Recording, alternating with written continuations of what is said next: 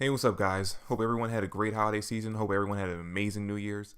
For all you guys who are regular viewers on my channel, I'm sorry I haven't posted anything in like the past 2 weeks. Honestly, I was going to do a video for this last chapter of Black Clover, but honestly, by the time it came Friday and there was no chapter out, I figured there was not going to be a chapter for the week. I decided to go out of town, and then a chapter dropped Sunday, and I was like, well, fuck, I can't do it now. And by the time I ended up coming home from my trip, it was just too late. It was just too late to even bother doing a review. But yeah, I should be doing one for the next chapter as long as I believe it's gonna be coming out this Sunday. So I should be doing one for that chapter as well. It'll probably be coming out either the Monday after or Sunday night. But yeah, just look forward to that. Anyway, let's jump right into the Attack on Titan chapter because this one was fucking amazing. Okay, so this chapter focuses mostly on Zeke and Levi, which, by the way, for all those people, I had a few comments in the last video of my last Attack on Titan chapter of people saying that I was pronouncing Levi wrong, which I understand. It's really pronounced Levi, and I have a video coming out after this explaining exactly why I call him Levi instead. But for it's basically 113 chapters in. I'm not gonna stop calling him Levi at this point. So you guys just kind of gotta get used to it. But anyway, I'm gonna explain more about that in that separate video. Anyway, the chapter focuses mostly on those two. So I'm gonna kind of put them to the side for now and talk about everything else that happens in the chapter and then save them for the end of the video. So for the most part, we in this chapter we find out exactly we get confirmation on exactly who is actually affected by Zeke's spinal fluid, which surprise surprise is most of the military police. We find out that Pixis is most likely affected by the spinal fluid because of what happens in the beginning of the chapter, and we get confirmation that in fact yes, Falco actually is affected by the spinal fluid. Now the reason why we end up finding this out is because after Zeke activated his ability to control people or turn them into Titans in the last chapter, everyone who wasn't in that area who actually did ingest the spinal fluid felt like a jolt or like a kind of like an electric tingle down their spine, which is actually the reason why Zeke or why Falco actually ends up coming out of this like coma that he's been in for the past few chapters because he gets awakened by that tingle. And it's actually kind of interesting that Pixis is being shown as possibly being affected by the spinal fluid, simply because of the fact that he's kind of being displayed as the Parastyles military last hope of finding a leader. Now, I have a feeling that if he actually does end up succumbing to the spinal fluid and actually does end up turning into a Titan somehow, it's most likely going to fall for Armin to end up leading the military, which is something we've been kind of building him up to for a while now, because he's always been shown to be a great leader, a great tactician. So something that I feel like he deserves at this point. But it's actually it's going to be kind of interesting to see if we end up going down that route, because the way this chapter ends, I have a feeling that Zeke's spinal fluid isn't really going to be that big of a deal anymore, but we don't know what's going to happen in the future chapters. And then after that, we end up checking in with a character that we have not seen for a long time in the series, and that's actually Instructor Shadis, the guy from way back in the beginning of the series who was actually training Eren, Mikasa, Armin, all of them into basically being military soldiers and how to fight Titans. And we see him basically at his his normal job. He's actually training the new set of recruits, and he's actually going to send them. He's actually taking them on like a kind of training mission to learn how to fight against Titans, which we actually end up seeing that most of the recruits or somewhat don't kind of think it's reasonable to be fighting Titans anymore, because they know that from now on most of their enemies are going to be actually humans. In fact, some of them are saying that they should be learning how to use rifles instead of using the swords to slice at the back of the necks of Titans, because there's no point anymore. They're going to be fighting against actual human beings, which they're not wrong, but they're also wrong at the same time. Because yes, they actually are going to be fighting against humans, but they forget that the Marlesian military still has Titans at their disposal to send over. So it's going to be it's going to be valuable knowing how to kill Titans, so you can get through those Titans, so you can get to the actual human soldiers that you have to fight against. It's kind of like when you're a kid and your parents, and this is actually a perfect example because one of the students in the chapter actually mentioned this. But it's like when you're a kid and your parents are telling you all this political stuff, and you're starting to believe their political beliefs simply because they're the ones who are telling you it, and you don't bother to do any research or find out any information. It doesn't matter if the parents are right or wrong. You just automatically believe them because they're telling you this. That's kind of what happens in this chapter, that basically all the students believe because their parents are telling them to believe in the Jaeger faction and what's going on with the war, and the fact that they're right and the pair of soldiers are wrong. That's pretty much what they're believing at this point, simply because they're being told to believe that. And that's when shithead Floch ends up showing up with his Jaeger faction and Hanji on display the fact that he's captured her to Instructor Shadis, and he's basically like, "Hey, fuck you." And you could tell just by the way the chapter's written. You could tell by the way Floch is acting in this chapter. This is more about him kind of getting revenge for anything that Floch might have done to Shadis might have done to him when he was training, how hard he was on him. I know like Floch has a mission. He's he believes 100% in what's going on with Aaron and the Jaeger faction. But the way he was acting in this chapter, you can tell that he wanted revenge on Shadis. He had some anger that he was working through. But anyway, yeah, he ends up basically he kind of convinces all the students to end up joining him, which it's kind of easy to convince them when you tell them that, hey, it's either you join us or you're going to end up in jail or possibly dead, like Commander Shadis. And after they all decide to join him, he basically says, all right, to prove that you are, and this is when it officially becomes a cult. This is when the Jaeger faction officially becomes a fucking cult. He basically says, if you want to join us, in order to prove that the fact that you're loyal to us, you had to beat Instructor Shadis to a bloody pulp until he can't move anymore. And they're all hesitant. Literally every student there is hesitant until he threatens them and basically, coerces them into doing it. And then right when Hanji's about to jump in and says, hey, stop this, Shadis pulls her aside. It's like, nah, let them do it. I'll take the hits. So he takes the beating. He ends up on the ground like a fucking corpse. He's still alive, but he looks like he's dead.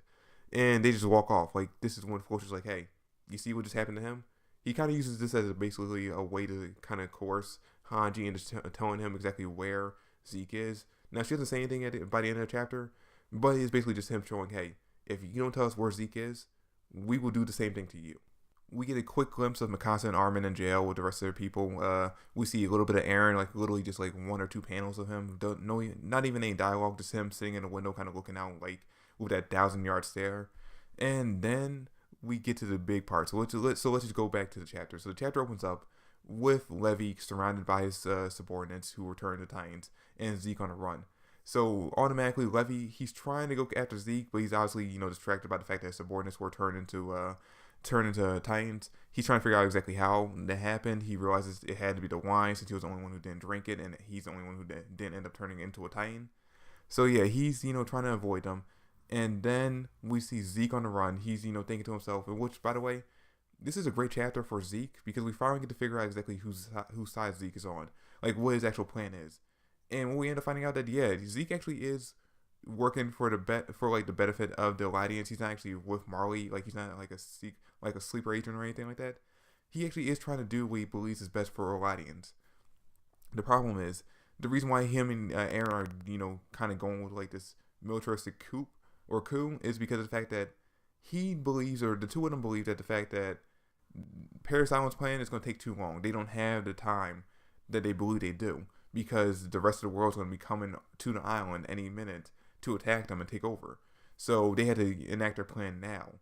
So in order to basically get things done, they are doing what they're doing now. They're basically created the Jaeger faction. They're taking over the island. They're taking over the military in order to enact their plan to basically keep the Eladians safe and to take down Marley. And you know what? I really don't want to agree with Zeke and Aaron in this situation, but they're not exactly wrong. We already know that the military's idea of spending the next 50 or so years catching up with the rest of the world's technology so they can stand a fighting chance isn't really a viable plan, simply because of the fact that ever since they invaded Marley in the beginning of this 4-year time skip, they basically hastened their timeline to the point where Marley's already there to invade them back. And we know that Marley's most likely going to get the rest of the world on their side. So everyone's coming for them. They don't really have time to enact their original plan. So it's either all hands on deck right now or you're going to lose. But anyway, while Zeke is on the run being carried by a Titan, we just see Levi come out of nowhere like a total badass, covered in blood, just ready to go in for the kill.